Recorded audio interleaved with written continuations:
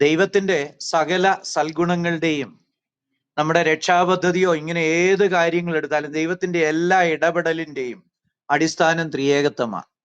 അപ്പൊ അതുകൊണ്ട് ഇതിനെക്കുറിച്ച് പഠിപ്പിക്കുന്നത് എല്ലാം ഭയങ്കര എൻറിച്ചിങ് ആണ്, റിവാർഡിങ് ആണ്.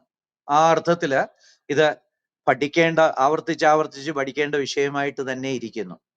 രണ്ടാമത്, ഏറ്റവും അധികം ആക്രമിക്കപ്പെടുന്ന ഒരു വിഷയവുമായിട്ട് ഇതിരിക്കുന്നു. കാരണം ബൈബിളിന്റെ അർത്ഥം തന്നെ ഇതിനെ ഇല്ലാതാക്കിയാൽ നശിപ്പിക്കാൻ കഴിയും എന്നുള്ള ഒരു വ്യാമോഹത്തിലാണ് അനേകര് ഇതേ കയറി പിടിക്കുന്നത്. അപ്പൊ അതുകൊണ്ട് വളരെ വളരെ പ്രധാനപ്പെട്ട ഒരു വിഷയമായിട്ടിരിക്കുന്നു. ഞാൻ ഇത് വളരെ ലളിതമായിട്ട് ഒരുപാട് ബുദ്ധിമുട്ടുള്ള കാര്യങ്ങളിലേക്ക് പോകാതെ എല്ലാവർക്കും മനസ്സിലാകത്തക്ക വിധത്തില് ഒരു തീരെ പ്രിലിമിനറിയും അല്ല, എന്നാൽ ഒരുപാട് അഡ്വാൻസ്ഡും അല്ലാത്ത രണ്ടിന്റെ ഇടയ്ക്കുള്ള ഒരു അപ്രോച്ചിലാണ് ഈ സെഷനെ കാണുന്നത്. ദൈവം നമ്മളെല്ലാം സഹായിക്കട്ടെ. എല്ലാവരും പ്രാർത്ഥനയോടുകൂടെ ഇരിക്കണം. ഞാൻ ഇതിന്റെ സ്കീം ഓഫ് പ്രസന്റേഷൻ പറയാം. 3 ക്ലാസ് ആണ് ഉദ്ദേശിക്കുന്നത്. 3 ക്ലാസ് കൊണ്ട് തീരുമോന്ന് എനിക്ക് അറിയത്തില്ല, ഏതായാലും തീർക്കാനായിട്ട് ശ്രമിക്കാം. ഞാൻ നേരത്തെ ഒരെണ്ണം യൂട്യൂബിൽ കിടക്കുന്ന 8 സെഷൻസ് ആണ്. 8 സെഷൻസ് ഒക്കെ നോക്കാൻ ആളുകൾക്ക് കഴിയുകയില്ലെന്ന് എനിക്ക് തന്നെ അറിയാം. 8 സെഷനുകളുള്ള 8 മണിക്കൂറിലധികമുള്ള ഇതെല്ലാം പഠിക്കത്തക്ക സമയവും അതിനുള്ള ക്ഷമയും കിട്ടത്തില്ല. അതുകൊണ്ട് കുറച്ചുകൂടെ ബ്രീഫായിട്ട് ലളിതമായിട്ട് നമുക്കെല്ലാം കൂടെ ഈ കാര്യം ഒന്ന് വിശകലനം ചെയ്യാനുള്ള ഒരു ശ്രമമാണ് ഞാനിവിടെ ചെയ്യുന്നത്. അപ്പം ഇതിനകത്ത് ആദ്യം ഞാൻ ഒരു ഇൻട്രൊഡക്ടറി സെഷനായിട്ട് ആദ്യത്തെ ദിവസം കൂടുതലും അതായിരിക്കും. അതിനകത്ത് വരുന്ന ഒരു കാര്യമാണ്, എന്താണ് ക്രിസ്തീയ ഉപദേശമായ ത്രിയേകത്വം, എന്താ ഈ ത്രിയേകത്വം എന്ന് പറഞ്ഞാൽ. മൂന്നാമത്, ഒരു ത്രിയേക അസ്തിത്വം സാധ്യമാണോ, പറ്റുമോ?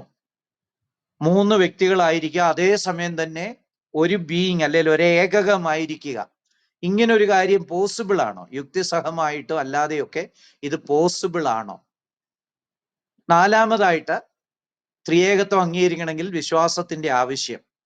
തീർച്ചയായിട്ടും അത് എംഫസൈസ് ചെയ്ത് തന്നെ പോകേണ്ടിയിരിക്കുന്നു. ഇതിന്റെ തിയറി എല്ലാം പഠിച്ചാലും ആത്യന്തികമായിട്ട് വിശ്വാസം ഉണ്ടെങ്കിലേ നമുക്കത് സ്വീകരിക്കാനായിട്ട് പറ്റത്തുള്ളൂ. അഞ്ചാമതായിട്ട്, ത്രിയേകത്വത്തിനുള്ള വേദപുസ്തക അടിസ്ഥാനം. സാധാരണയൊക്കെ നമ്മൾ കേൾക്കുന്നത് ഇത് ബൈബിളിലൊന്നും ഉള്ളതല്ല എന്നൊക്കെ പറഞ്ഞ ഒരു കൂട്ടര്, രണ്ടാമതൊരു കൂട്ടര് ഈ ബൈബിളിലെ ഉപദേശമൊക്കെ തെറ്റാണ് എന്നൊക്കെ പറഞ്ഞ് രണ്ടാമതൊരു കൂട്ടർ, ഇങ്ങനെ പല കൂട്ടരെ കാണുന്നുണ്ട്. അപ്പം വേദപുസ്തകത്തിൽ ഇതിനുള്ള അടിസ്ഥാനമുണ്ടോ? വാസ്തവത്തിൽ ബൈബിൾ നിറയെ ട്രയോണിറ്റിയാണ്. അപ്പം അതിനെക്കുറിച്ചാണ് അഞ്ചാമതായിട്ട് ഡിസ്കസ് ചെയ്യുന്നത്. ആറാമതായിട്ട്, ഈ ത്രിയേകത്വം കാരണമുള്ള ദൈവത്തിന്റെ അതുല്യത. ഈ നമ്മള് വിശ്വസിക്കുന്ന ബൈബിൾ വെളിപ്പെടുത്തിയിരിക്കുന്ന ദൈവം അതുല്യനാണ്. അതിന്റെ ഒരു പ്രധാന കാരണം ദൈവത്വത്തിലെ ത്രിയേകത്വമാണ്. അടുത്തതായിട്ട്, ത്രിയേകത്വവും ദൈവിക സദ്ഗുണങ്ങളും. ത്രിയേകത്വം ഇല്ലായിരുന്നെങ്കിൽ ദൈവത്തിന് എന്തെങ്കിലും വാല്യൂസ്, വിർച്യൂസ് ഉണ്ടാകുമായിരുന്നുവോ? ഇല്ലെന്നുള്ളത് തന്നെയാണ്. അത് നമ്മൾ വിശദമായിട്ട് പിന്നീട് ചർച്ച ചെയ്യുന്നതാണ്. എട്ടാമതായിട്ട്, ത്രിയേകത്വവും ബൈബിളിന്റെ ഉപദേശങ്ങളും. വാസ്തവത്തിൽ ത്രിയേകത്വം ഇല്ലെങ്കിൽ പിന്നെ ബൈബിളേ ഇല്ല, ബൈബിളിന്റെ ഒരു ഉപദേശവും ഇല്ല. ത്രിയേകത്വം ഇല്ലെങ്കിൽ കന്യാജനനത്തിന് വല്ല വിലയുമുണ്ടോ? ത്രിയേകത്വം ഇല്ലെങ്കിൽ ക്രൂശീകരണത്തിന് വല്ല വിലയുമുണ്ടോ?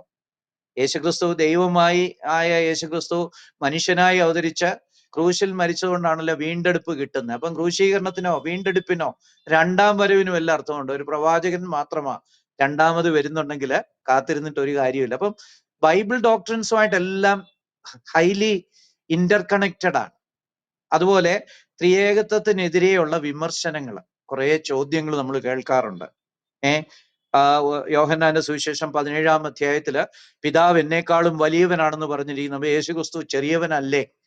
ഇങ്ങനെയൊക്കെയുള്ള കുറെ വിമർശനങ്ങൾ. അല്ലെങ്കിൽ മത്തായിയുടെ സുവിശേഷത്തില് യേശുക്രിസ്തുവിന് നാളും നാഴിക അറിയത്തില്ലെന്ന് പറഞ്ഞിരിക്കുന്നു. നാളും നാഴിക അറിയാൻ മേലാത്തവൻ എങ്ങനെയാ ദൈവമാകുന്നത്? ഇങ്ങനെയൊക്കെയുള്ള കുറേയധികം വിമർശനങ്ങൾ. പിന്നെ ത്രിയേകത്തെ എതിർക്കുന്ന വിഭാഗങ്ങൾ. ആരൊക്കെയാണ് ത്രിയേകത്വത്തെ എതിർക്കുന്നവര്? അവരുടെ ലക്ഷ്യം എന്താണ്? പിന്നെ യഹോവ സാക്ഷികളുടെയും മുസ്ലിങ്ങളുടെയും വചനവ്യാഖ്യാനത്തിന്റെ ആധികാരികത. ഇവര് ഈ വചനം ദൈവവചനമായ ബൈബിളിനെ കയറി വ്യാഖ്യാനിക്കാൻ വരുമ്പോൾ ഇവർക്ക് എന്ത് ആധികാരികതയുണ്ട്? അതാണ് നമ്മൾ ഈ ഇത്രയും കാര്യങ്ങളാണ് നമ്മൾ ഈ പ്രസന്റേഷനിൽ ചിന്തിക്കാൻ ഉദ്ദേശിക്കുന്നത്. ഇതിൽ കുറെ കാര്യങ്ങൾ ഇന്നങ്ങ് കവർ ചെയ്യാം, ബാക്കി നാളെയും പിന്നുള്ളത് മറ്റന്നാളുമായിട്ട് കവർ ചെയ്യാമെന്ന് വിചാരിക്കുന്നു. എവിടെങ്കിലും ഇടയ്ക്ക് ഞാൻ ഇച്ചിരി സ്പീഡ് കൂടി പോകുന്നെങ്കിൽ പറയുന്നതിന് കുഴപ്പമൊന്നുമില്ല, റിയാക്ട് ചെയ്യുന്നതിന് കുഴപ്പമൊന്നുമില്ല. നമ്മളെല്ലാം സഹോദരങ്ങളാണല്ലോ, നമ്മൾ ഒരുമിച്ച് കർത്താവിന്റെ വേല ചെയ്യുന്നവരാണല്ലോ. അതുകൊണ്ട് ഇടയ്ക്ക് ഇന്റർഫിയർ ചെയ്യുന്നതിനൊന്നും കുഴപ്പമില്ല. ഞാൻ എൻ്റെ കരിയറിന്റെ ആദ്യം ഒരു ടീച്ചറായിരുന്നു. അപ്പൊ അന്ന് ഞാൻ പഠിപ്പിച്ചിരുന്നത് സുവോളജിയാ. കേട്ടാൽ രസം തോന്നും. അന്ന് ഞാൻ ചെയ്തിരുന്നത് ഇടയ്ക്കിടയ്ക്ക് ചോദ്യങ്ങൾ ഞാൻ എൻകറേജ് ചെയ്യുമായിരുന്നു. അപ്പൊ എനിക്ക് ആ സ്റ്റൈലുമായിട്ട് വേറെ പ്രയാസമൊന്നുമില്ല. അപ്പൊ ഇടയ്ക്ക് നിർത്തി എന്തെങ്കിലും ജെന്യൂൻ ആയിട്ടുള്ള ഡൗട്ടോ അല്ലെങ്കിൽ സ്പീഡ് കൂടുകയോ വല്ലതും ചെയ്താൽ പറയുന്നത് നന്നായിരിക്കും. ഓക്കെ, ആമുഖത്തിലേക്ക് വരാം. The usual criticisms about triunity are from Muslims, Jehovah Witness and Modalist and Sabellinist. മുസ്ലിങ്ങൾ, യഹോവ സാക്ഷികൾ, യേശുനാമക്കാർ എന്നിവരിൽ നിന്നുള്ളതാണ് ത്രിയേകത്വത്തെ കുറിച്ചുള്ള പതിവ് വിമർശനങ്ങൾ. മുസ്ലിംസിനെ കുറിച്ച് നമ്മൾ പറയേണ്ട, നമ്മൾ ഈ ഗ്രൂപ്പിൽ ധാരാളമായിട്ട് ചർച്ച ചെയ്യുന്നതാണ്. അവർക്ക് ബൈബിള് പഠിപ്പിക്കുന്ന ത്രിയേകത്വം എന്താന്ന് പോലും അറിയത്തില്ല. മറിയയും ഈസായും അതുപോലെ പിതാവും ചേർന്ന് യഹോവയും ചേർന്നാണ് ത്രിയേകത്വം എന്നും പറഞ്ഞാണ് അവരുടെ ഏറ്റവും ഒതന്റിക് ബുക്ക് എന്ന് അവർ പറയുന്ന ഖുറാനിൽ പോലും ത്രിയേകത്വത്തെ കുറിച്ചുള്ള സൂചനകൾ നമ്മൾ കാണും. അപ്പൊ അത് വെറും അബദ്ധ ജഡിലമാണ്. അവരുടെ ഗ്രന്ഥം മാത്രമല്ല, അവരുടെ വ്യാഖ്യാനവും വാദങ്ങളും ഒക്കെ തന്നെ അബദ്ധ ജഡിലമാണ്. അതുപോലെ തന്നെയാണ് യഹോവ വിറ്റ്നസസ്. ഇവരുടെ കാര്യം വളരെ രസമാണ്. ഇവര് 2 ബൈബിളുകൾ ഇവർ ഔദ്യോഗികമായിട്ട് ഇറക്കുന്നുണ്ട്. ഈ 2 ബൈബിളും എല്ലാ 10 വർഷത്തിലും അവർ പുതുക്കുന്നുണ്ട്. പ്രത്യേകിച്ച് KIT അവരെല്ലാ 10 വർഷവും പുതുക്കുന്നുണ്ട്. അതില് എല്ലാ തവണയും ത്രിയേകത്വം സംബന്ധിച്ച വാക്യങ്ങൾ മോഡിഫൈ ചെയ്തുകൊണ്ടിരിക്കുക.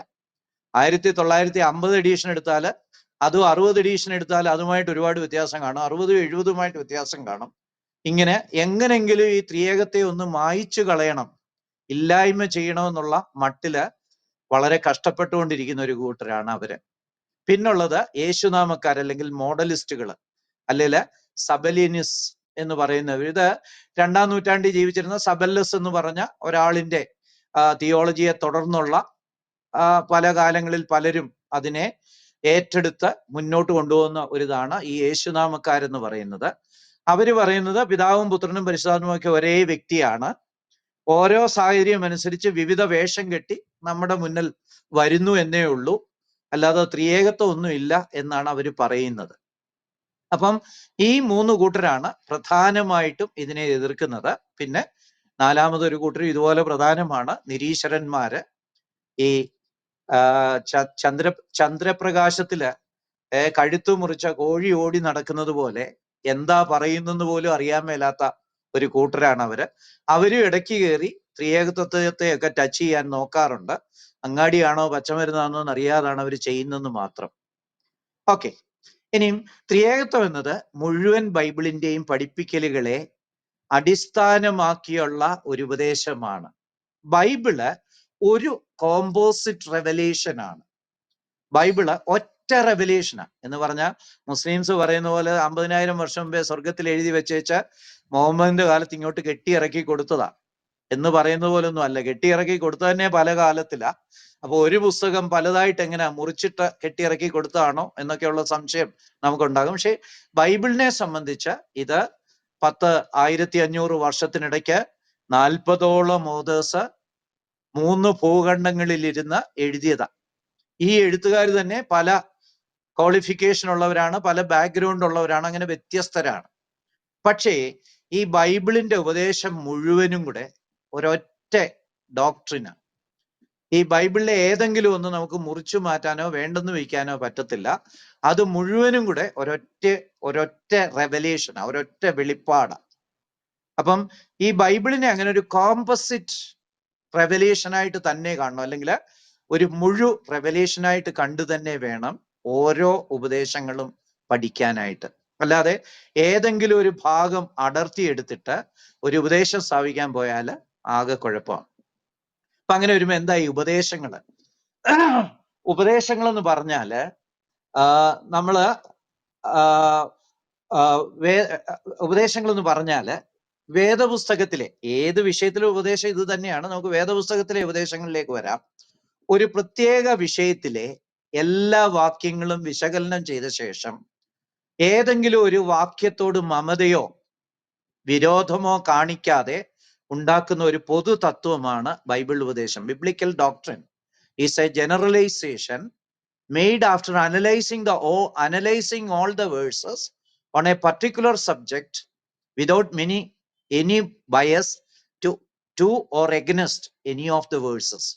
ഒരു വിഷയത്തെക്കുറിച്ച് പറയുന്ന എല്ലാ വേദഭാഗങ്ങളും പരിഗണിച്ച് അതിലേതെങ്കിലും ഒരു വാക്യത്തോട് ഒരു പ്രത്യേക മമതയോ വിരോധമോ കാണിക്കാതെ ഉണ്ടാക്കുന്ന ഒരു ജനറലൈസേഷനാണ് ബിബ്ലിക്കൽ ഡോക്ട്രിൻ. ഇനി ഞാൻ സ്റ്റാറ്റിസ്റ്റിക്സിൽ നിന്ന് ഒരു ഉദാഹരണം പറഞ്ഞാൽ, ഒരു സ്കാറ്റർ ഡയഗ്രാം, ഒരു ഗ്രാഫ് വരയ്ക്കുന്നത് പോലെ ഒരു ഗ്രാഫ് പേപ്പറിൽ പല പോയിന്റ്സ് ഇങ്ങനെ അടയാളപ്പെടുത്തി ഇടുന്നു.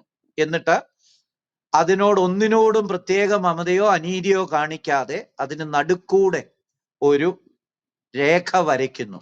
അതാണൊരു സ്കാറ്റർ ഡയഗ്രാം ആയിട്ടിരിക്കുന്നത് എന്ന് പറഞ്ഞതുപോലാണ് ബൈബിളിലെ ഡോക്ട്രിൻ ഫോർമേഷൻ. ഞാൻ ഈ ഡോക്ട്രിനെ കുറിച്ചൊക്കെ ഇങ്ങനെ പറഞ്ഞു പോകുന്നത് ത്രിയേകത്വ ഒരു ഇമ്പോർട്ടൻറ്റ് ഒരു കോർ ഡോക്ട്രിനാണ്, ഒരു പ്രധാനപ്പെട്ട ഡോക്ട്രിനാണ്. അപ്പൊ ഈ ഡോക്ട്രിൻ എന്താണെന്നൊരു ധാരണ കിട്ടിയാൽ നമുക്ക് കുറച്ചുകൂടെ എളുപ്പം അപ്രീഷിയേറ്റ് ചെയ്യാനായിട്ട് പറ്റും. എന്തുകൊണ്ട് ഈ ഡോക്ട്രിൻ ഉണ്ടാക്കിയിരിക്കുന്നു? ബൈബിളില് ത്രിയേകത്വം എന്നൊരു പദം പോലും ഇല്ലല്ലോ എന്നൊക്കെ പറയാറുണ്ടല്ലോ. അപ്പൊ അതിനൊക്കെ ഉത്തരം കണ്ടെത്തണമെങ്കിൽ എന്താണ് ഒരു ഡോക്ട്രിൻ എന്ന് നമ്മൾ മനസ്സിലാക്കണം. അപ്പോൾ ഇതൊരു പൊതു തത്വമാണ്. അതുണ്ടാക്കിയിരിക്കുന്നത് ഒരു വിഷയത്തെക്കുറിച്ച് ബൈബിളിൽ പറഞ്ഞിരിക്കുന്ന എല്ലാ വാക്യങ്ങളും കൂടെ പരിഗണിച്ചിട്ട് ഒരു വാക്യത്തോടും അനീതി ചെയ്യാതെയും പ്രത്യേക മമത കാണിക്കാതെ ഉണ്ടാക്കുന്ന ഒരു പൊതു തത്വം, ഒരു തത്വനിർമ്മാണം. അതാണ് doctrine formation. One cannot live without doctrines.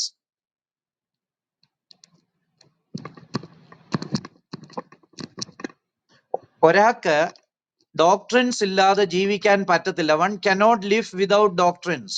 Doctrines ഇല്ലാതെ ഒരാൾക്ക് ജീവിക്കാനേ പറ്റുകയില്ല. അതെന്താ കാരണം? എനിക്കൊരു ഡോക്ട്രിനും വേണ്ട എന്ന് പറയുന്നത് പോലും ഒരു ഡോക്ട്രിനാണ്. അല്ലെ ഒരു ഡോക്ട്രിൻ ഉണ്ടാക്കാൻ പാടില്ല എന്ന് പറയുന്നത് പോലും ഒരു ഡോക്ട്രിനാണ്. അപ്പൊ ഒരു ഡോക്ട്രിനും ഇല്ലാതെ ഒരാൾക്കും ജീവിക്കാൻ പറ്റത്തില്ല. അത് തന്നെ ഒരു ഡോക്ട്രിനായിട്ട് മാറും. അപ്പൊ ഈ ഡോക്ട്രിൻ ഫോർമേഷൻ എന്ന് പറയുന്നത് അത്യാവശ്യമാണ്.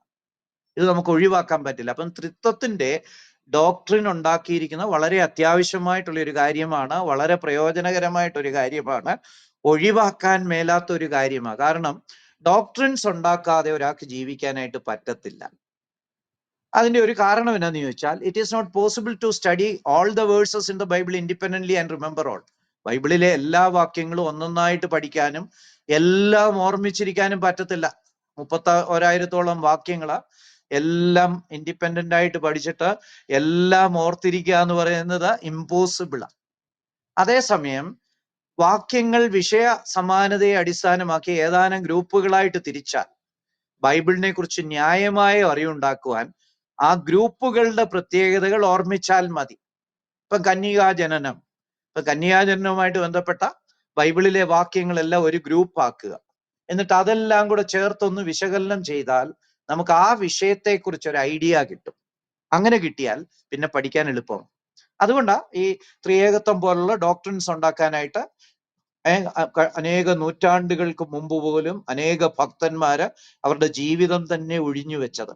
അപ്പം ഒരു വിഷയത്തെ സംബന്ധിച്ച വാക്യങ്ങളെല്ലാം എടുത്ത് ഒരു ഗ്രൂപ്പാക്കി മാറ്റുക, എന്നിട്ട് ആ ഗ്രൂപ്പിലുള്ള അന്യോന്യം വാക്യങ്ങൾ തമ്മിൽ കമ്പയർ ചെയ്യുകയും ബന്ധങ്ങളൊക്കെ വർക്കൗട്ട് ചെയ്യുകയും ചെയ്തിട്ട് ഒരു ജനറലൈസേഷൻ, ഒരു പൊതു തത്വം ഉണ്ടാക്കുമ്പോൾ തന്നെ ആ വിഷയത്തെക്കുറിച്ച് നമ്മൾ പഠിച്ചിരിക്കും.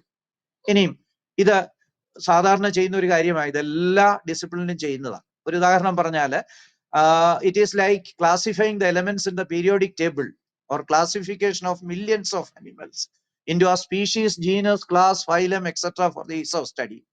പഠനത്തിന്റെ എളുപ്പത്തിനായിട്ട് ആവർത്തന പട്ടികയിലെ പീരിയോഡിക് ടേബിളിലെ ഘടകങ്ങളെ വർഗീകരിക്കുകയോ അതിനെ പല ക്ലാസ് ആയിട്ടും പീരീഡ്സ് ആയിട്ടും ഒക്കെ ഡിവൈഡ് ചെയ്യുമല്ലോ എന്ന് പറഞ്ഞതുപോലെയോ, അല്ലെങ്കിൽ ദശലക്ഷക്കണക്കിന് മൃഗങ്ങളെയും സസ്യങ്ങളെയും സ്പീഷീസ്, ജനുസ്, ക്ലാസ്, ഫൈലം തുടങ്ങിയവയായി വർഗീകരിക്കുകയൊക്കെ ചെയ്യുന്നത് പോലെയാണ് ഈ ഡോക്ട്രിൻ ഫോർമേഷൻ. അതായത് ശാസ്ത്രത്തിൽ വളരെ വൈഡായിട്ട് ഉപയോഗിക്കുന്ന ഒരു മാർഗമാണ് ഡോക്ട്രിൻ ഫോർമേഷൻ. അല്ലെങ്കിൽ വർഗീകരണം നടത്തി ഒരു ഗ്രൂപ്പാക്കി മാറ്റി ആ ഗ്രൂപ്പിനെ കുറിച്ച് പഠിക്കുക. അതൊരു സാധാരണ ഒരു സ്ട്രാറ്റജിയാണ്. തിരുവെഴുത്തുകളെ ഉപദേശങ്ങളായി ക്രമീകരിക്കാൻ ബൈബിൾ കൽപ്പിക്കുന്നുണ്ട്. Bible provide for ordering the scripture into doctrines. അനേക സ്ഥലങ്ങളിൽ ഈ ഡോക്ട്രിൻ എന്നുള്ള പദം നമ്മൾ കാണുന്നുണ്ട്. മത്തായി 15:9, എഫീഷ്യൻസ് 4:14, 1 തിമോഥെയോസ് 1:10, 4:1, 6, 13, 16, 5:17, 6:1, 4, 2 തിമോഥെയോസ് 3:10, 16.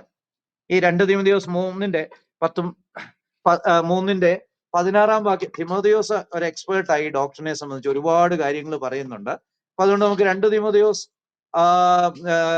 3:16 വാക്യം. തിമോഥെയോസ് ഒരു എക്സ്പേർട്ടായി ഡോക്ടറിനെ സംബന്ധിച്ച് ഒരുപാട് കാര്യങ്ങൾ പറയുന്നുണ്ട്. അപ്പൊ അതുകൊണ്ട് നമുക്ക് 2 തിമോഥെയോസ് 3:16 ഒന്ന് നോക്കിപ്പോകുന്നത് നല്ലതായിരിക്കും. ഡോക്ടറിന്റെ പ്രാധാന്യത്തെ കുറിച്ച് നമുക്ക് അവിടെ ഒരു ധാരണ കിട്ടും. 16ഉം 17ഉം വായിക്കാം. എല്ലാ തിരുവെഴുത്തും ദൈവശ്വാസീയമാകയാൽ ദൈവത്തിന്റെ മനുഷ്യൻ സകല സൽപ്രവൃത്തിക്കും വക പ്രാപിച്ച തികഞ്ഞവനാകേണ്ടതിന് ഉപദേശത്തിനും ശാസനത്തിനും ഗുണീകരണത്തിനും നീതിയിലെ അഭ്യാസത്തിനും പ്രയോജനമുള്ളതാകുന്നു. എല്ലാ വചനങ്ങളും ഡോക്ട്രിൻ ഫോർമേഷന് പ്രയോജനമുള്ളതാണ് എന്ന് പറഞ്ഞാൽ എല്ലാ വചനങ്ങളും ഉപയോഗിച്ച് ഡോക്ട്രിൻ ഫോം ചെയ്യുക എന്നുള്ളത് ദൈവത്തിന്റെ ഒരു ഇഷ്ടമാണ്. എല്ലാ തിരുവെഴുത്തും അത് കഴിഞ്ഞ് പറയുക ഉപദേശത്തിനും ശാസ്ത്രത്തിനും ശാസനത്തിനും ഗുണീകരണത്തിനും ഒക്കെ നല്ലതാണ്. അപ്പം തിരുവചനത്തിലെ എല്ലാ വചനങ്ങളുടെയും അടിസ്ഥാനത്തില് ഡോക്ട്രിൻസ് ഫോം ചെയ്യണമെന്ന് തിരുവചനം തന്നെ പ്രതീക്ഷിക്കുന്നുണ്ട്. എന്നിട്ട് അതനുസരിച്ച് ജീവിക്കുകയും വേണം. എബ്രായർ 6:2 നമ്മൾ കാണുന്നുണ്ട്. ഇങ്ങനെ പല വാക്യങ്ങളുണ്ട്. ബൈബിളില് ഡോക്ട്രിൻ എന്നുള്ള പദം ആവർത്തിച്ച് പറഞ്ഞിട്ടുണ്ട്. അപ്പൊ തിരുവെഴുത്തുകളെ ഉപദേശങ്ങളായി ക്രമീകരിക്കാൻ ബൈബിൾ കൽപ്പിച്ചിട്ടുണ്ട്. അതുകൊണ്ട് നമ്മൾ അത് അനുസരിക്കേണ്ടതാണ്. അതുപോലെ ദൈവത്തിന്റെ കൽപ്പനകൾ ചിട്ടപ്പെടുത്തിയതാണ് ഉപദേശങ്ങൾ. ദൈവത്തെ അനുസരിക്കുക എന്ന് പറഞ്ഞാൽ ദൈവത്തിന്റെ ഉപദേശങ്ങൾക്ക് അനുസൃതമായി ജീവിക്കുക എന്നുള്ളതാണ്. ഈ ഉപദേശങ്ങള് സ്വീകരിച്ച് മനസ്സിലാക്കി സ്വീകരിച്ച് അതനുസരിച്ച് ജീവിതം നയിക്കുക. അതാ ഒരു വിശ്വാസ ജീവിതം. നിങ്ങളൊരു നല്ല ജീവിതം നയിക്കുകയാണെങ്കിൽ അതിന്റെ അർത്ഥം നിങ്ങൾ ദൈവത്തിന്റെ ഉപദേശങ്ങളെ പിന്തുടരുകയാണ് എന്നുള്ളതാണ്. ഉപദേശവും ജീവിതവും ഒരു പക്ഷിയുടെ 2 ചിറക് പോലാണ്. ജീവിതം വേണം, ഉപദേശം വേണം. ഒന്നില്ലാതെ മറ്റൊന്നും പറ്റത്തില്ല. ഒരാൾക്ക് ശരിയായ ഉപദേശമില്ലാതെ നന്നായി ജീവിക്കാൻ കഴിയുകയില്ല. നല്ല ജീവിതമില്ലെങ്കിൽ ശരിയായ ഉപദേശവും ഇല്ല. തോന്നിയ പോലെ ജീവിച്ചേച്ച് എന്റെ ഉപദേശം നല്ലതാണ്, ഞാൻ വലിയ എക്സ്പേർട്ടാണെന്നൊന്നും പറഞ്ഞിട്ട് ഒരു കാര്യവുമില്ല. അതുപോലെ ഉപദേശമില്ലാതെ നന്നായിട്ട് ജീവിക്കാനും പറ്റത്തില്ല. അപ്പം ഈ ഡോക്ട്രിൻസ് എല്ലാം വളരെ പ്രധാനമാണ്. ത്രിയേകത്വോപദേശം ദൈവത്തിന്റെ നിലനിൽപ്പിന്റെ പ്രകൃതിയെക്കുറിച്ചാണ്. Doctrine of triunity is about the nature of the being of God. ദൈവത്തിന്റെ നിലനിൽപ്പ്. ഈ ബീയിങ് എന്നുള്ള പദം ഒരു ഫിലോസഫിക്കൽ ടെർമിനോളജിയാണ്. അത് ഒരു എൻറ്റിറ്റി എന്നൊക്കെ വേണേ മനസ്സിലാക്കാം. ഒരു ജീവഘടന, ബീയിങ്. അപ്പം ദൈവത്തിന്റെ ആ ജീവഘടന അല്ലെ ദൈവം ഒരു എൻറ്റിറ്റി ആയിട്ട് നിലകൊള്ളുന്നു. അതിനെക്കുറിച്ചുള്ള ഡോക്ട്രിനാണ് doctrine of Trinity. Doctrine of Trinity is about the nature of the being of God.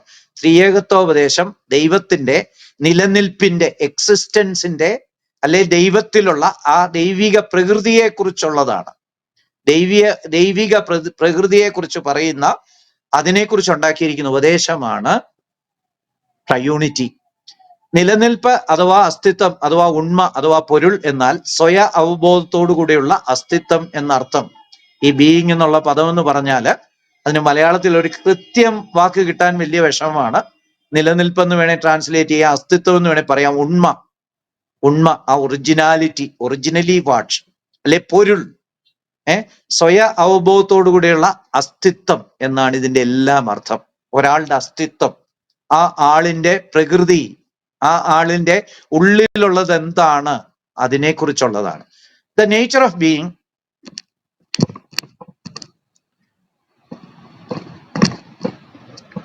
The nature of being determines everything about God, including his character, thought and action. ദൈവത്തിന്റെ ഉണ്മയുടെ പ്രകൃതി, ദൈവത്തിന്റെ സ്വഭാവം, ചിന്ത, പ്രവൃത്തി എന്നുൾപ്പെടെ എല്ലാം നിർണ്ണയിക്കുന്നു. അപ്പം ദൈവത്തിന്റെ സ്വഭാവവും ദൈവത്തിന്റെ പ്രവൃത്തിയും ദൈവത്തിന്റെ ചിന്തയും ഇതെല്ലാം ദൈവത്തിന്റെ ട്രയൂണിറ്റിയുമായിട്ട് ലിങ്ക്ഡാ, ദൈവത്തിന്റെ നിലനിൽപ്പുമായിട്ട് ലിങ്ക്ഡാ, ബീയിങ്ങുമായിട്ട് ലിങ്ക്ഡാ. ദൈവത്തിന്റെ ത്രിയേകത്വം പഠിച്ചാലേ നമുക്ക് ദൈവത്തെക്കുറിച്ച് മനസ്സിലാക്കാനായിട്ട് സാധിക്കത്തുള്ളൂ. അപ്പം ഏതൊരു ഡോക്ടറിനും നമുക്ക് വളരെ അത്യാവശ്യമായിരിക്കുന്നത് പോലെ ത്രിയേകത്വത്തെക്കുറിച്ച് അറിയുന്നത് ദൈവത്തെ അറിയാനായിട്ട് അനിവാര്യമാണ്. ഇത് ഒഴിവാക്കാൻ കഴിയാത്ത ഒരു കാര്യമാണ്. ഞാൻ നേരത്തെ പറയേണ്ട ഒരു കാര്യം പറയാൻ മറന്നുപോയി. സാധാരണ നമ്മൾ ലൂസായിട്ട് ട്രിനിറ്റി എന്നുള്ള പദം ഉപയോഗിക്കാറുണ്ട്, അതിൽ തെറ്റൊന്നുമില്ല. പക്ഷെ കുറച്ചുകൂടെ അപ്രോപ്രിയേറ്റ് ആയിട്ട് ചേരുന്ന പദം ട്രയൂണിറ്റി ആയിരിക്കും. ത്രിയേകത്വം, ട്രയൂണിറ്റി, ത്രിയേകത്വം, അതായിരിക്കും കുറച്ചുകൂടെ സ്യൂട്ടബിൾ ആയിട്ടുള്ള, അപ്രോപ്രിയേറ്റ് ആയിട്ടുള്ള പദം. ഓക്കെ, അപ്പം ദൈവത്തിന്റെ ഉണ്മയുടെ പ്രവൃത്തി, ദൈവത്തിന്റെ സ്വഭാവം, ചിന്ത, പ്രവൃത്തി എന്നിവയുൾപ്പെടെ എല്ലാം നിർണ്ണയിക്കുന്നു. ദൈവത്തിന്റെ സകല കാര്യങ്ങളും കുടികൊള്ളുന്നത് ദൈവത്തിന്റെ ത്രിയേകത്വത്തിലാണ്. അതായത് മാനവജാതി പാപികളായി അവർക്ക് വേണ്ടി ഒരു രക്ഷകനെ അയക്കണം. ഒരു മനുഷ്യനെ രക്ഷകനായിട്ട് അയച്ചാൽ കാര്യമില്ല, കാരണം അവനും അതുപോലെ പാപിയാ. അപ്പൊ അതുകൊണ്ട് ദൈവം മനുഷ്യനായിട്ട് അവതരിച്ചാലേ പറ്റത്തുള്ളൂ. അതിൽ കുറഞ്ഞ ഒരു റെമഡിയും പാപത്തിനില്ല. കാരണം നിത്യശിക്ഷയാണ്. നിത്യശിക്ഷ പരിഹരിക്കണമെങ്കിൽ അതിന് പറ്റിയ ഒരാൾ ദൈവം മനുഷ്യനായിട്ട് അവതരിച്ചേ മതിയാകുമായിരുന്നുള്ളൂ. അപ്പം ഈ ട്രയൂണിറ്റി ഇല്ലായിരുന്നെങ്കിൽ എങ്ങനെ എക്സ്പ്ലെയിൻ ചെയ്യാൻ പറ്റും? It is impossible. അതായത് ദൈവം തന്നെ മനുഷ്യനായി അവതരിച്ച് മനുഷ്യന്റെ ശിക്ഷ അഡിക്വേറ്റ് ആയിട്ട് കോമ്പൻസേറ്റ് ചെയ്യണം. ഈ അഡിക്വേറ്റ് ആയിട്ട് കോമ്പൻസേറ്റ് ചെയ്യാന്ന് പറയുന്നത് വളരെ പ്രധാനമാണ്. നമ്മുടെ ഇന്നത്തെ നിയമസംഹിതകളിലെല്ലാം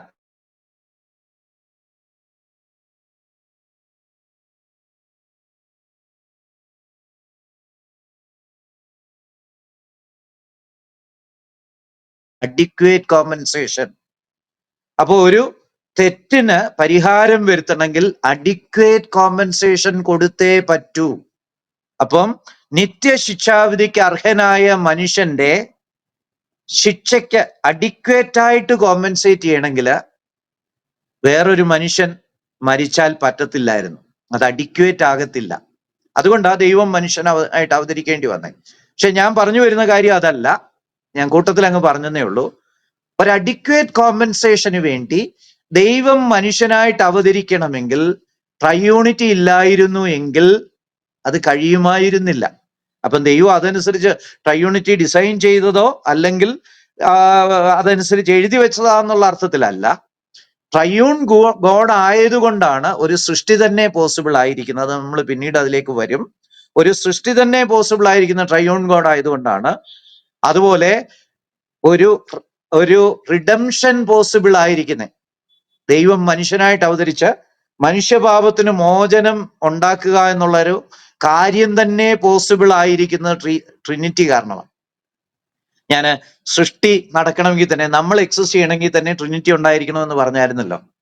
അതിന്റെ കാരണം എന്നാന്ന് ചോദിച്ചാല് ദൈവത്തിന് പുതിയതായിട്ട് ഒരു കാര്യം അക്വയർ ചെയ്യാൻ പറ്റത്തില്ല. ഒരു ഗ്രാജുവേറ്റിംഗ് കോഡ് പറ്റത്തില്ല. God has to be perfect in his nature eternally. അല്ലാതെ ദൈവത്തിന് ഒരു യൂണിവേഴ്സിറ്റി പോയി പഠിച്ചിട്ട് കുറെ കാര്യങ്ങൾ പഠിക്കാനും പുതിയൊരു കാര്യം ചെയ്യാനൊന്നും പറ്റത്തില്ല. അങ്ങനെയാണെങ്കിൽ ദൈവം സൃഷ്ടി എന്നുള്ള ഒരു കാര്യം ചെയ്യാൻ എന്താ കാരണം? അതിന്റെ കാരണം ദൈവം ത്രിയേകത്വത്തിൽ റിവീല് ചെയ്തുകൊണ്ടിരിക്കുക. എല്ലാ ദിവസവും ഇങ്ങനെ റിവീൽ ചെയ്തുകൊണ്ടിരിക്കുക. എല്ലാ ദിവസവും ആണോ? എല്ലാ മോമെന്റും ആണോ? മോമെന്റിനെ നമുക്ക് എത്ര ചെറുതായിട്ട് ഡിവൈഡ് ചെയ്യുക, അത്രയും ചെറുതായിട്ട് ഡിവൈഡ് ചെയ്താലും ആ സമയത്തിന്റെ ഏകകത്തിലൊക്കെ ട്രയൂണിറ്റിയിൽ ഇങ്ങനെ റെവലേഷൻ നടന്നുകൊണ്ടിരിക്കുക. എപ്പോഴും റിവീൽ ചെയ്തുകൊണ്ടിരിക്കുക.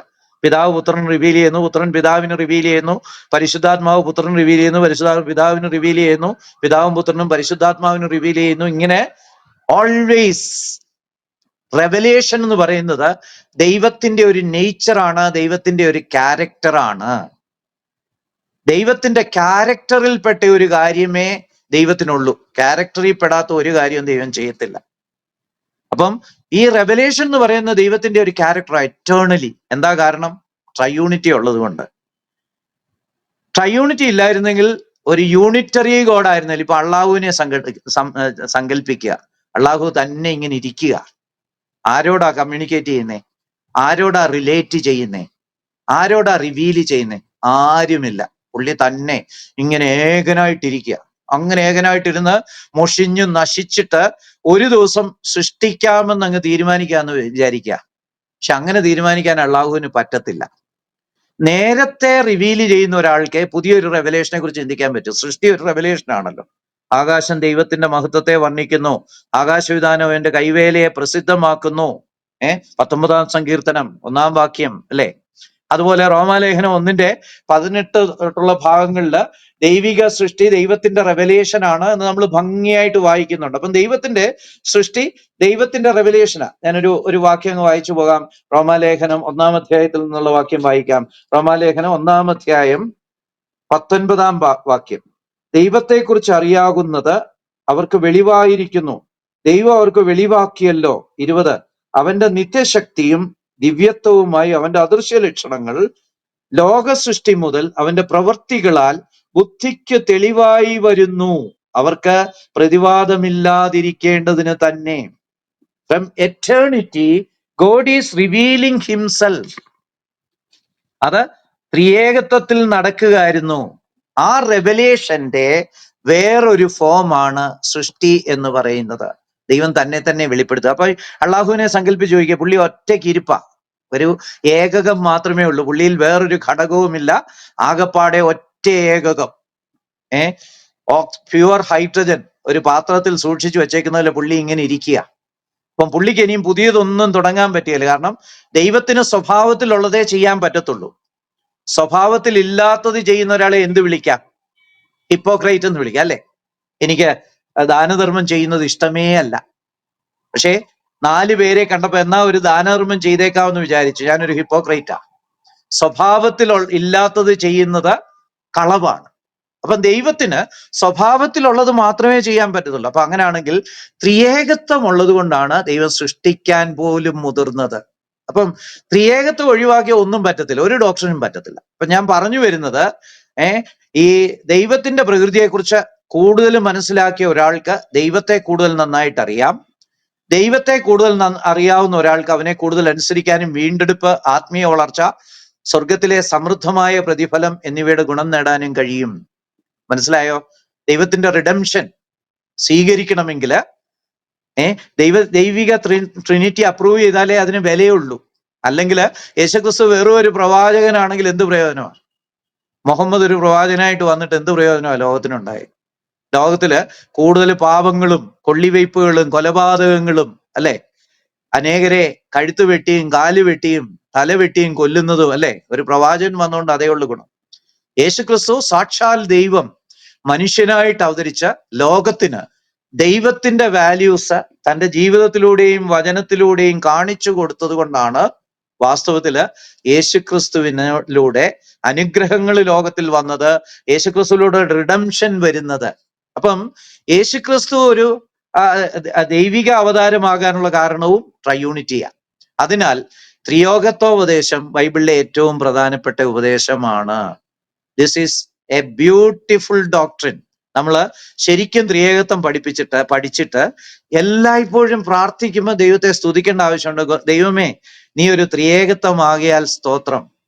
അതുകൊണ്ടാ ഞാൻ എന്നെ സൃഷ്ടിച്ചത്, അതുകൊണ്ടാ നീ എന്നോട് എന്റെ പാപമൊക്കെ ക്ഷമിച്ച് എന്നെ സഹിക്കുന്നത്, അതുകൊണ്ടാ നീ എന്നെ വീണ്ടെടുത്ത് എനിക്കൊരാശ തന്ന് എന്നെ നടത്തുന്നത്, അതുകൊണ്ടാണ് നീ എന്നെ ചേർക്കാനായിട്ട് വീണ്ടും വരുന്നത്, അതുകൊണ്ടാണ് അങ്ങേപോലെ തന്നെ എന്നെ മാറ്റി അനേക കാര്യങ്ങളിൽ എന്നെ ട്രാൻസ്ഫോം ചെയ്ത് എറ്റേണൽ ബ്ലിസ്സിലേക്ക് കൊണ്ടുപോകുന്നത്, ഒരു നിത്യമായ സന്തോഷത്തിലേക്ക് കൊണ്ടുപോകുന്ന ദൈവമേ, നീ ഒരു വലിയ ഒരു ദൈവമാണ്, ഒരു ത്രിയേക ദൈവമാണ്. അതുകൊണ്ടാണ് അതാണ് എൻ്റെ സകല നന്മയുടെയും അടിസ്ഥാനം എന്നറിഞ്ഞ് നമുക്ക് ദൈവത്തെ ആരാധിക്കാനും നമസ്കരിക്കാനും, മാത്രമല്ല ദൈവിക വിർച്യൂസ് പ്രാപിക്കാൻ ശ്രമിക്കാനും ഒക്കെ സാധിക്കുന്നത് ഈ ത്രിയേകത്വം കൊണ്ടാണ്. അപ്പൊ അതുകൊണ്ട് ഇത് വളരെ മനോഹരമായിട്ടുള്ള ഒരു ഡോക്ടറിനാ. അയ്യോ, ഇതൊരു ഡിഫിക്കൽട്ട് ഡോക്ടറിനാ, ഓ ഇത് വേണ്ടായിരുന്നു എന്നൊക്കെ ചിന്തിക്കുന്ന ക്രിസ്ത്യാനികളും ചിലരൊക്കെ ഉണ്ടായിരിക്കാം. എന്നാൽ അങ്ങനെ ഒരു ഡിഫിക്കൽട്ട് ഡോക്ടറിനൊന്നും അല്ല ത്രിയേകത്വം. ദൈവത്തെക്കുറിച്ചുള്ള ഡിഫിക്കൽറ്റി എന്ന് പറയുന്നത് അതിലൊന്നും അല്ല. എറ്റേണിറ്റി എന്ന് പറഞ്ഞാൽ എന്നാ? ഓൾ പവർഫുൾ എന്ന് പറഞ്ഞാൽ എന്താ? നോൺ മെറ്റീരിയൽ ഗോഡ് എന്ന് പറഞ്ഞാൽ എന്താ? അങ്ങനെയൊക്കെയുള്ള ദൈവത്തെക്കുറിച്ചുള്ള അനേക സങ്കല്പങ്ങളുണ്ട്, നമുക്ക് അനേക വസ്തുതകളുണ്ട്. അത് നമുക്ക് ഗ്രഹിച്ച് മനസ്സിലാക്കാൻ ഇച്ചിരി പാടാ മനുഷ്യനായതുകൊണ്ട്, അത് ശരിയാ. പക്ഷെ ഈ ത്രിയേകത്വം എന്ന് പറയുന്നത് നമുക്ക് മനസ്സിലാകത്തക്ക വിധത്തിൽ ദൈവം വെളിപ്പെടുത്തിയിട്ടുള്ള ഒരു ഡോക്ട്രിൻ തന്നെയാണ്. അത് മനസ്സിലാക്കാൻ ഒരു ഇച്ചിരി ബുദ്ധിമുട്ടൊക്കെ ഉണ്ടെന്ന് സമ്മതിക്കാമെങ്കിലും ഇത് ഒരാൾക്ക് അംഗീകരിക്കാനും ആസ്വദിക്കാനും ദൈവിക നന്മകൾ പ്രാപിക്കാനും തക്കവണ്ണം മനസ്സിലാകത്തക്ക വിധത്തിലുള്ള ഒരു ഡോക്ടറിൻ തന്നെയാണ്. അതുകൊണ്ട് ദയവ് ചെയ്ത ഇതിനെ ഒരു ഡിഫിക്കൽട്ട് ഡോക്ടറിനായിട്ട് ഈ ത്രിയേകത്വം ഒന്നും വേണ്ടായിരുന്നു, ഒരു യൂണിറ്ററി ഗോഡ് മതിയായിരുന്നു എന്ന് ചിന്തിക്കാനായിട്ട് ഇടയാകരുത്. മറിച്ച് ദൈവമേ, നിന്റെ സകല നന്മകളും ഇതിലാ നിലനിൽക്കുന്നത്, എന്റെ രക്ഷയുടെ അടിസ്ഥാനം ഇതാ, എന്നെ നീ വീണ്ടും വന്ന് ചേർത്ത് നിത്യസന്തോഷത്തിലേക്ക് ചേർക്കാൻ പോകുന്നതിന്റെ അടിസ്ഥാനം ഇതാ, എന്റെ സകല നന്മകളുടെ അടിസ്ഥാനം ഇതാ. ഇനിയും ഇവിടെ ആരെങ്കിലും കോമ്പൻസേറ്റ് ചെയ്തിട്ടുണ്ടെങ്കിൽ അവർക്ക് എന്നോ പറ്റിയിട്ടുണ്ട്. അവന്റെ എല്ലാം കാര്യം കട്ടപ്പുകയാ. ഇസ്ലാമിയരെ ഒന്ന് ആലോചിച്ച് നോക്കി. അവര് ഈ ത്രിയേകത്വം ഒന്നും വേണ്ട, അവർക്ക് മുമ്പേ ത്രിയേകത്വം ഉണ്ട്. പക്ഷേ മുഹമ്മദ് അത് പഠിക്കാനൊന്നും ശ്രമിച്ചില്ല. എന്നിട്ട് ഏതാണ്ട് മണ്ടത്തരമൊക്കെ എഴുതി വെച്ചു. അതൊക്കെ പോട്ടെ, പക്ഷെ പഠിക്കാൻ അവസരം ഉണ്ടായിരുന്നു, പഠിക്കായിരുന്നു. പഠിച്ചിട്ട് കോപ്പി അടിച്ച കൂട്ടത്തിൽ ഇതങ്ങ് ശരിക്കും കോപ്പി അടിക്കായിരുന്നു. ഈ മണ്ടൻ കോപ്പി അടിക്ക് പോകാതെ ശരിക്കും ഇത് കോപ്പി അടിക്കായിരുന്നു. അങ്ങനെയായിരുന്നു എന്തെല്ലാം ഗുണങ്ങളായിരുന്നു. ഇപ്പോഴത്തെ കുഴപ്പം എന്നാ? ഒരേക ദൈവമാണ്. ഏകദൈവം എന്ന് പറഞ്ഞാൽ നമ്മൾ പറയുന്ന പോലെ ഏകദൈവമല്ല, ഒരു യൂണിറ്ററി ഗോഡ്. ആ ദൈവത്തിൽ വേറെ അംശങ്ങളൊന്നുമില്ല. പ്യുവർ ഓക്സിജൻ ഒരു ഫ്ലാസ്കിൽ നിറച്ചു വെച്ചേക്കുന്ന പോലെ ഇരിക്കുന്ന ഒരു ഗോഡ്. ആ ദൈവം നിത്യത മുതൽ ആരെ സ്നേഹിച്ചു കാണും? തന്നെ ഇരിക്കുകയല്ലായിരുന്നു. തന്നെ ഇരിക്കുന്ന ആളിനെ സ്നേഹിക്കാൻ പറ്റത്തില്ലല്ലോ. ഞാൻ തന്നെ ഗ്രൂപ്പ് സോങ് പാടിയെന്ന് പറയുന്ന പോലുള്ള മണ്ടത്തരമല്ലേ ഞാൻ തന്നെ സ്നേഹിച്ചെന്ന്. സ്വയസ്നേഹം മോശവുമാ, സ്വാർത്ഥതയാണ്. അപ്പൊ ഈ അള്ളാഹു ആരെ സ്നേഹിച്ചു? നിത്യത മുതൽ സൃഷ്ടി വരെ. ദൂതന്മാരുടെ സൃഷ്ടി ആദ്യം ഉണ്ടായെന്ന് വിചാരിക്കുക. ആ സൃഷ്ടി വരെ, അല്ലെ മനുഷ്യന്റെ സൃഷ്ടിയാന്ന് വിചാരിച്ചോ, അതുവരെ ആരെയാ സ്നേഹിച്ച്? പുള്ളി ഒറ്റയ്ക്ക് ഇരിക്കുകയായിരുന്നിരിക്കണം. അതുപോലെ തന്നെ ഈ ലോകത്തിൽ നടക്കുന്നതെല്ലാം പുള്ളി പുള്ളി തീരുമാനിച്ചതുപോലെ നടക്കുന്നതെന്നാണ്. ലോകത്തിലെ സകല പാപങ്ങൾക്കും ഉത്തരവാദി പുള്ളിയാ. എന്താ കാരണം? പുള്ളിക്ക് സ്നേഹം ഉണ്ടാകാൻ പറ്റത്തില്ല. പുള്ളിക്ക് അതുപോലെ മനുഷ്യന് ഫ്രീ വില്ല് കൊടുക്കാൻ പറ്റത്തില്ല. കാരണം വേറെ ആരെയും ടോളറേറ്റ് ചെയ്യുന്ന പതിവ് പുള്ളിക്കില്ലല്ലോ. അപ്പൊ ഒരു ദിവസം പെട്ടെന്ന് വന്ന് ഫ്രീ വില്ലുള്ള മനുഷ്യനെ എങ്ങനെ സൃഷ്ടിക്കും? അസമയത്ത് തൃത്വത്തിൽ നോക്കിയേ, പിതാവ് എപ്പോഴും പുത്രനോടുകൂടാ ജീവിക്കുന്ന, പുത്രന് സമ്പൂർണ്ണ സ്വാതന്ത്ര്യമുണ്ട്. പിതാവ് എപ്പോഴും പരിശുദ്ധാത്മാവിനോടുകൂടിയാ ജീവിക്കുന്നത്, പരിശുദ്ധാത്മാവിനും സമ്പൂർണ്ണ സ്വാതന്ത്ര്യമുണ്ട്. അതുപോലെ തിരിച്ചും. അയ്യോ, അത് ഫ്രീ വില്ലിന്റെ ഒരു കളിയാ. മൂന്ന് പേരും അങ്ങോട്ടും ഇങ്ങോട്ടും സമ്പൂർണ്ണ സ്വാതന്ത്ര്യം കൊടുത്തേക്കുക. പക്ഷേ നമ്മളത് പിന്നീട് കാണും, അവർ നല്ലവരും സ്നേഹമുള്ളവരും ആയതുകൊണ്ട് വേണ്ടാത്ത പണിയൊന്നും കാണിക്കുകയില്ല. ത്രിയേകത്വം മുഴുവൻ നന്മ മാത്രം ചെയ്യുന്ന ഒരു ത്രിയേകത്വം, അത് നമ്മൾ പിന്നീട് കാണും. അപ്പൊ ഒന്ന് ആലോചിച്ച് ചോദിക്കുക, ഈ അള്ളാഹു ഏകനായിരിക്കുന്നതുകൊണ്ട് വന്ന കുഴപ്പങ്ങൾ. പുള്ളിക്ക് സ്നേഹം ആസ്വദിക്കാനേ പറ്റിയല്ല. സ്നേഹം ആസ്വദിക്കാത്തതുകൊണ്ട് എന്ത് പറ്റി? ആ അള്ളാഹുവിന്റെ പേരിൽ എഴുതി വെച്ചേക്കുന്ന മുഴുവൻ, അള്ളാഹു എന്ന് പറയുന്ന ഒരു വിർച്വൽ ഗോഡ്, അങ്ങനെ റിയൽ ഗോഡൊന്നും ഇല്ലെന്ന് നമുക്ക് എല്ലാവർക്കും അറിയാം. പക്ഷെ മുഹമ്മദ് ആ ദൈവത്തെ ഉണ്ടാക്കിയപ്പോഴും മുഹമ്മദിന് ഇങ്ങനൊരു ദൈവത്തെ ഉണ്ടാക്കാൻ പറ്റുള്ളായിരുന്നു. തനിച്ചിരിക്കുന്ന ദൈവം സ്നേഹിച്ചെന്ന് എങ്ങനെ എഴുതും? അതുകൊണ്ട് പുള്ളി ദൈവം സ്നേഹമാണെന്നൊന്നും എഴുതാൻ പോയില്ല. ഖുറാനില് ദൈവം സ്നേഹമാണെന്നുള്ള അഗപ്പേ ലവിനെ കുറിച്ചുള്ള ഒരൊറ്റ പദം ഉപയോഗിച്ചിട്ടില്ല. ഖുറാനിലെ അങ്ങേയറ്റത്തെ സ്നേഹം ഇഷ്ടമാണ്. ദൈവം പറയുന്ന അനുസരിക്കുന്നവരോടുള്ള ദൈവത്തിന്റെ ഇഷ്ടമാണ്. അല്ലാതെ ത്യാഗപൂർണമായിട്ടുള്ള അഗപ്പേ ലവ് എന്നുള്ള ഒരാശയമേ ഇല്ല. ഇപ്പൊ മുഹമ്മദ് ഒരു ദൈവത്തെ സൃഷ്ടിക്കാൻ ശ്രമിച്ചപ്പോഴ് ആ ദൈവത്തില് ഒരു യൂണിറ്ററി ഗോഡ് മതി, അല്ലെ ഒരു ഏകത്വം മാത്രം മതിയെന്ന് തീരുമാനിച്ചുകൊണ്ട് ഒരു സ്നേഹമുള്ള ദൈവത്തെ വിഭാവനം ചെയ്യാൻ പറ്റുമായിരുന്നില്ല. അതുകൊണ്ടാ ഈ ക്രൂരനായ ദൈവത്തെ വിഭാവനം ചെയ്തത്. അതുകൊണ്ടാ ആ പാവൻ ജോസഫ് സാറിന്റെ ഇടത്തുകാല് വെട്ടിയച്ച് വലത്ത് കൈ വെട്ടട എന്ന് പറയാനൊക്കെ ഇടയായത്. ക്രൂരനായ ഒരു ദൈവത്തെ മുഹമ്മദ് ഉണ്ടാക്കിയത് കൊണ്ടാണ്. അങ്ങനെ പറ്റുള്ളായിരുന്നു മുഹമ്മദ്. അതുപോലെ തന്നെ ഫ്രീ വില്ലില്ലാത്ത മനുഷ്യനെ ഉണ്ടാക്കിയതും അതുകൊണ്ടാണ്. മറ്റാരെയും ടോളറേറ്റ് ചെയ്തിട്ടില്ല ദൈവം അതുവരെ. അപ്പൊ അതുകൊണ്ട് ഫ്രീ വില്ലുള്ള ഒരു ദൂതനെയോ ഫ്രീ വില്ലുള്ള ഒരു മനുഷ്യനെയോ ഒരു വിധത്തിലും അള്ളാഹുവിന് സൃഷ്ടിക്കാൻ പറ്റുകയില്ലായിരുന്നു. അതുകൊണ്ടാണ് ഈ ലോകത്തിലെ സകല കുഴപ്പങ്ങൾക്കും ഉത്തരവാദി അള്ളാഹു ആണ്. സകല പാപങ്ങളും അള്ളാഹു ഇച്ഛിച്ച ഉണ്ടാകുന്നത് ഈ ലോകത്തിൽ എന്നൊക്കെ പറഞ്ഞ് ഒട്ടും ആർക്കും അംഗീകരിക്കാൻ കഴിയാത്ത ഇതുപോലുള്ള കൊനഷ്ടു പിടിച്ച ഡോക്ട്രിൻസ് ഒക്കെ ആ പുസ്തകത്തിൽ എഴുതി വെക്കാനായിട്ട് മുഹമ്മദിന് ഖാസിമിന് കാരണമായി തീർന്നത് അതുകൊണ്ടാണ്. അപ്പം ഈ ഡോക്ട്രിൻ എന്ന് പറയുന്നത് വളരെ വളരെ പ്രധാനപ്പെട്ടത്. അതുകൊണ്ട് ഇതിനെക്കുറിച്ച് നമ്മൾ ദൈവത്തിന് സ്തോത്രം പറയണം, അതോർത്ത് ദൈവത്തെ ആരാധിക്കണം, ദൈവത്തെ മഹത്വപ്പെടുത്തണം. ഇത് മനസ്സിലാക്കാനായിട്ട് അങ്ങ് തച്ചിനിരുന്ന് ശ്രമിക്കണമെന്ന് ഐ വാണ്ട് ടു ലേൺ. കാരണം ഇത് ദൈവത്തെക്കുറിച്ചുള്ള കാര്യമാണ്, ദൈവത്തിന്റെ നേച്ചറിനെ കുറിച്ചുള്ള കാര്യമാണ്, ദൈവത്തിന്റെ സ്വഭാവത്തെക്കുറിച്ചുള്ളതാണ്, ദൈവത്തിന്റെ പ്രവൃത്തിയെക്കുറിച്ചുള്ളതാണ്, ദൈവത്തിന്റെ വീണ്ടെടുപ്പിനെ കുറിച്ചുള്ളതാണ്. അപ്പം ഇത് വളരെ അനുഗ്രഹീതമായ ഒരു ഡോക്ട്രിനാണ്. ഇനി നമുക്ക് എന്താണ് ത്രിത്വം, ത്രിയേകത്വം എന്ന് ഉള്ളതിലേക്ക് വരാം.